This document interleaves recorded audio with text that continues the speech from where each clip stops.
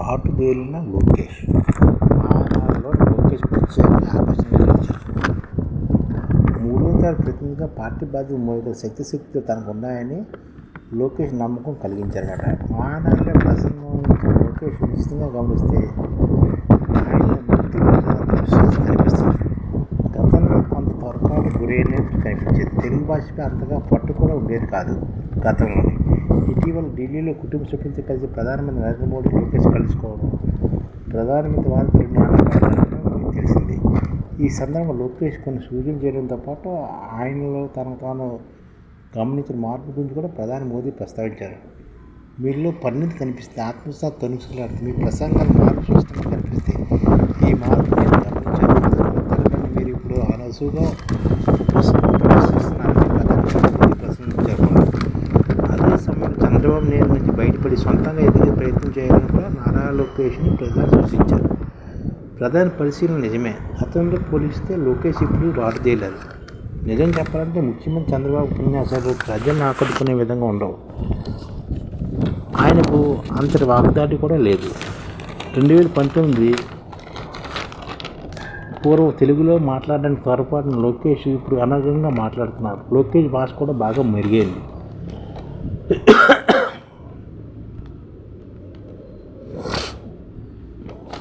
అంటే చంద్రబాబు నాయుడు ఉపన్యాసాలలాగా లోకేష్ కూడా కొంత భాష పెంచుకున్నారు. భాషను ఇక్కడ బాగానే మాట్లాడుతున్నారు. అదే సమయంలోనే లోకేష్ భాషలో ఉన్న ఆత్మవిశ్వాసం కూడా కొట్టొచ్చినట్టు కనిపిస్తుంది. ఆయన బాడీ లాంగ్వేజ్ కూడా మునుపుడు ఘోరంగా ఇప్పుడు మారింది కూడా. బాడీ లాంగ్వేజ్ కూడా కొంతవరకు మారింది లోకేష్ యొక్క బాడీ లాంగ్వేజ్. అది అందరూ గుర్తిస్తున్న విషయమే. వర్తమాన రాజకీయాలు లోకేష్కి ఎదురైన అవమానాలు మరీ ఇతర నాయకులు ఎదురవ్వలేదన్నమాట. జగన్ అండ్కు ఒక పథకం ప్రకారం లొకేషన్ కించపరిచే విధంగా ప్రచారం చేశారు. పప్పు అని ప్రచారం కూడా చేశారు జగన్ అని పార్టీ వాళ్ళు. గతంలో లోకేష్కి ఎదురైన అవమానాలు మరే ఇతర నాయకులకు ఎదురవ్వలేదు. పప్పు అని అవమానించకుండా ఆయన భాషను హేళన కూడా చేశారు. చివరికి ఆయన పుట్టుక మీద కూడా చాలా అవమానకరంగా మాట్లాడారు. మామూలుగా అయితే ఇన్ని అవమానాలు ఎదురైన బాధంగా ఉంగిపోతారు. అయితే లోకేష్ వాటిని పండించుకోకుండా లక్ష్యం వైపు కదిలారు. తానేమిటి రుజువు చేసుకోవడానికి అహర్నిశలు కృషి చేశారు. బాడీ షేమ్ గురైనప్పటికీ బాధపడకుండా ఆహార నియంత్రణ పాటించడం ద్వారా విమర్శకులను నోళ్ళు కట్టేశారు. రాజకీయ నెంబర్ 2గా ఉన్న వారిని టార్గెట్ చేసుకోవడం సహజం. ఎన్టీఆర్ ఉన్నప్పుడు నెంబర్ 2 ఉన్న చంద్రబాబు నాయుడు కూడా అప్పుడు కాంగ్రెస్ నాయకులు టార్గెట్ చేశారు. ఆయనపై నిత్యం ఆరోపణలు చేసేవారు. చివరికి చర్మ సంబంధించిన సమస్య వచ్చి చికిత్స తీసుకుంటున్నప్పుడు కూడా ఆయన్ని అవమానించారు. బుల్లి అని. అయితే లోకేష్కు ఎదురైన అవమానం చంద్రబాబు నాయుడుకి ఎదురవ్వలేదు. తనపై వస్తున్న ఆరోపణలు చంద్రబాబు నాయుడు మెరవకుండా కార్యకర్త నాయకులను నిత్యం అందుబాటులో ఉండడం ద్వారా ఎన్టీఆర్కు వారసుడిగా చంద్రబాబు నాయుడు నిలిచారు. 1983 కాంగ్రెస్ పడ్డారు. చంద్రబాబు నియోజకవర్గం పోటీ చేసి ఓడిపోయిన చంద్రబాబు ఆ తర్వాత సురక్షితమైన కుప్పం నియోజకవర్గానికి మారారు.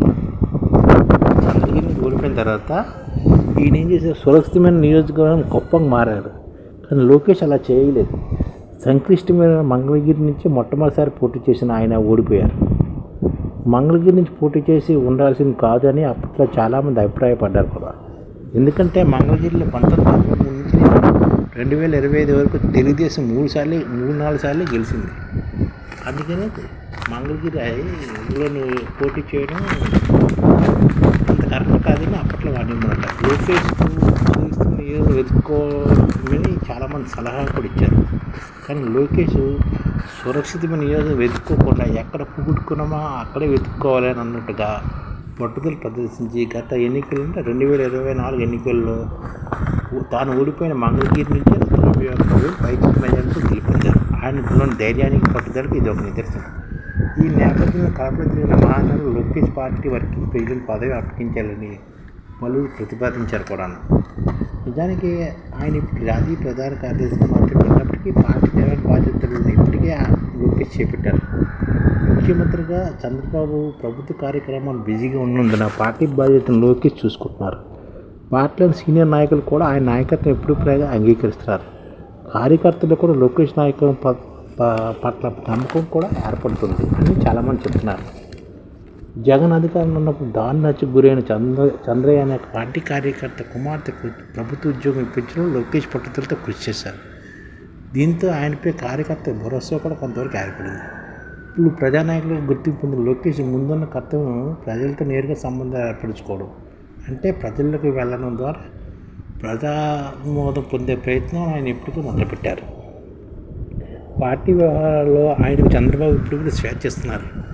ఈ నేపథ్యంలో పార్టీ బాధ్యతను లోకేష్ పూర్తిగా అప్పగించుకోవడం అన్న ప్రతిపాదన కూడా అంతర్గతంగా చర్చకు వచ్చింది.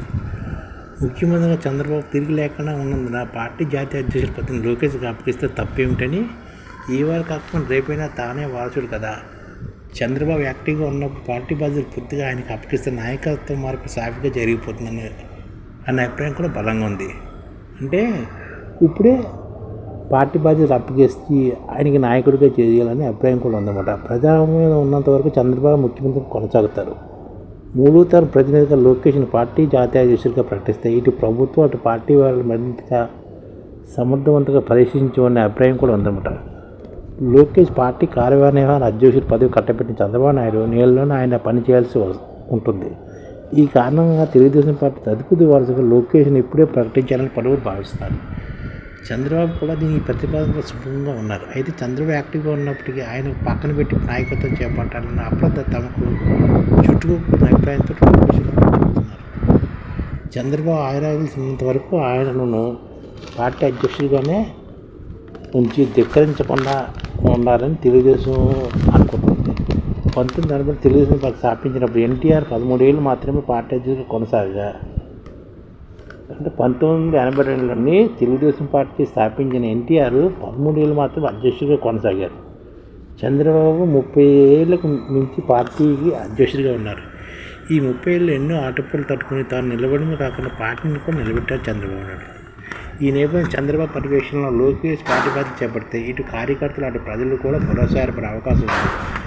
తెలుగుదేశం పార్టీతో చంద్రబాబు సంబంధం లేదన్న అభిప్రాయం కలగకుండా పార్టీ ప్రెసిడియం ఏర్పాటు చేసి దానికి ఆయన చైర్మన్గా పెట్టుకోవచ్చనే అభిప్రాయం కూడా ఉంది. అసలు ఎన్టీఆర్ ఏమవుతుంది తెలుగుదేశం పార్టీని ఏర్పాటు చేశారు, కానీ ఈ 4 దశాబ్దాలు గడిచిన తర్వాత తెలుగుదేశం పార్టీ చెక్కు చెదరకుండా ఉన్నదన్నమాట.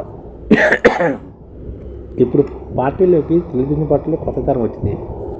వారందరికీ పార్టీ భవిష్యత్తుపై భరోసా కల్పించాల్సిన బాధ్యత చంద్రబాబు నాయుడుపై ఉంది.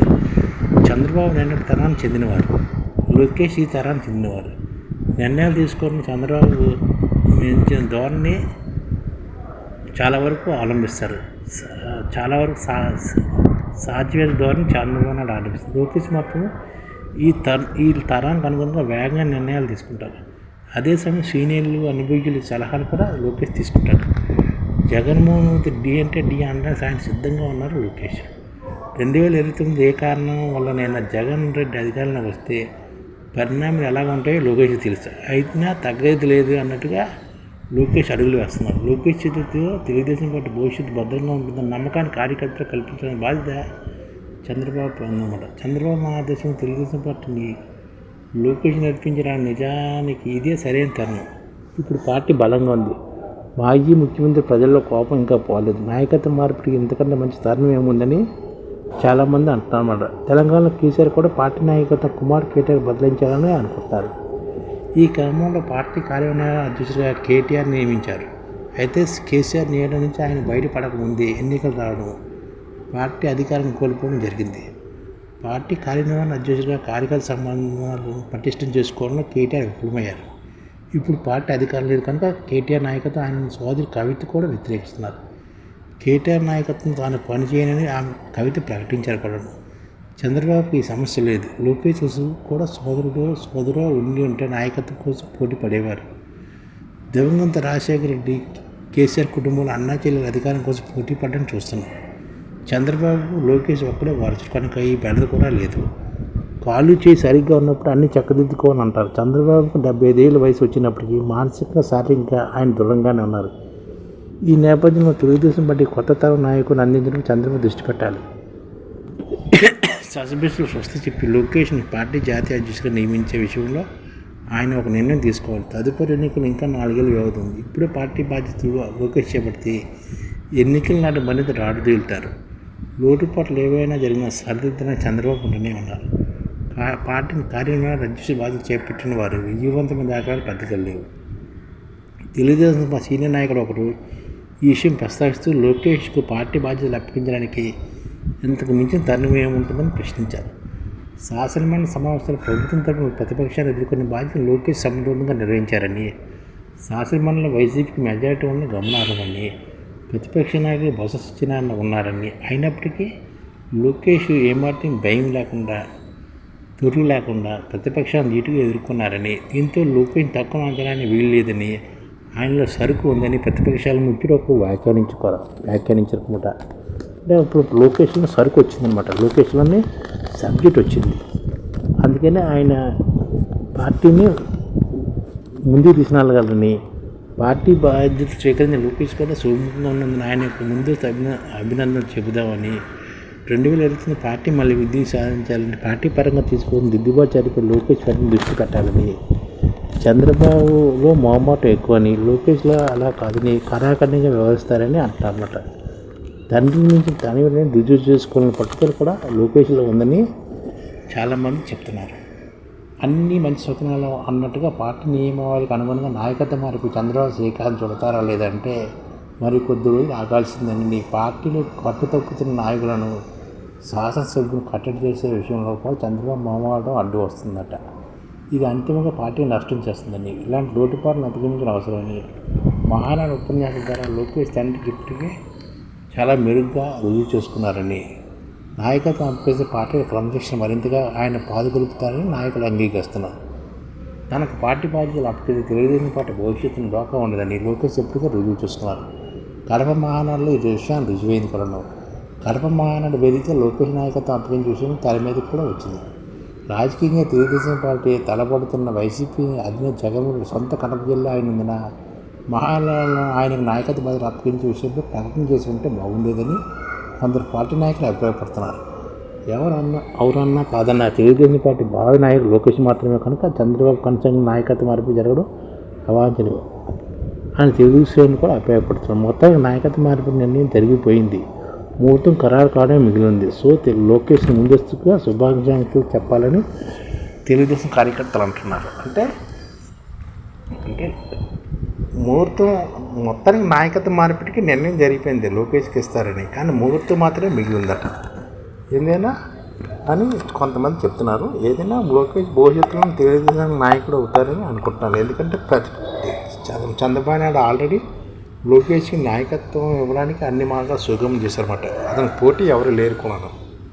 ఎందుకంటే అది జగన్ పార్టీలో చూసుకుంటే షర్మిల వచ్చింది జగన్ పోటీగా, ఇక్కడేమో కేటీఆర్ పోటీగా వాళ్ళ చెల్లెలు వచ్చాయి. కానీ లోకేష్కి సోదరులు లేరు. అందుకనే ఒకడే కొడుకు కాబట్టి అతని పోటీ ఎవరు లేరు, వారసత్వంగా రాశారు. ఈ ఛానల్ ముఖ్య ఉద్దేశం ఏంటంటే మన తెలుగు రాష్ట్రాల్లో 1 కోటి మందికి సంఘటిత రంగాల్లో ఏ విధంగా ఉద్యోగాలు ఇవ్వవచ్చు, కనీస నెల జీతం 30,000 వరకు ఏ విధంగా ఇవ్వవచ్చు, ఏ విధంగా చేస్తే ఉద్యోగాలు సృష్టించబడతాయో వివరిస్తూ ఈ ఛానల్లో వీడియోలు వస్తాయి. అలాంటి వీడియోలు మీకు కావాలంటే మన ఐడిఎఫ్ భాస్కర్ ఛానల్ని సబ్స్క్రైబ్ చేసుకోండి. ఐడిఎఫ్ అంటే ఇండియన్ డెవలప్మెంట్ ఫోర్స్. ఈ వీడియోలు చూసిన తర్వాత మీకు నచ్చితే లైక్ చేయండి, మీ ఫ్యామిలీ మెంబర్స్కి షేర్ చేయండి, మరియు మీ ఫ్రెండ్స్కి షేర్ చేయండి. Thank you. నమస్కారం.